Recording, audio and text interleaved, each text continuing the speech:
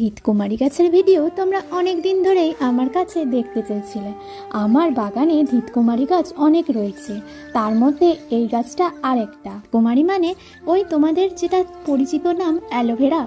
ছাদ বাগানে এই একটা অ্যালোভেরা গাছ অবশ্যই রেখো। আমাদের চুল আর ত্বকের ক্ষেত্রে অনেক বেশি কার্যকারী, এমনকি এটা খেলে ডায়াবেটিস রোগীদের অনেক ভালো উপকারিতা পাওয়া যায়।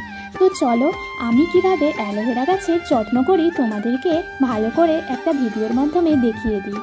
আমি যেটা করি, গাছের গোড়াগুলো এইভাবে একটা চামচের সাহায্যে বা তোমাদের কাছে একটা যদি নিরুন থাকে তাহলে ভালোভাবে খুঁড়ে নেবে। আমি অ্যালোভেরা গাছের গোড়ায় 2 রকমের সার ব্যবহার করি, একটা হলো লাল পটাশ আর একটা হলো ডিএপি সার। তা আমার সব গাছগুলোর ক্ষেত্রে খুব ভালো কাজ করে, আর আমি অ্যালোভেরা গাছেও এই সারটাই ব্যবহার করি।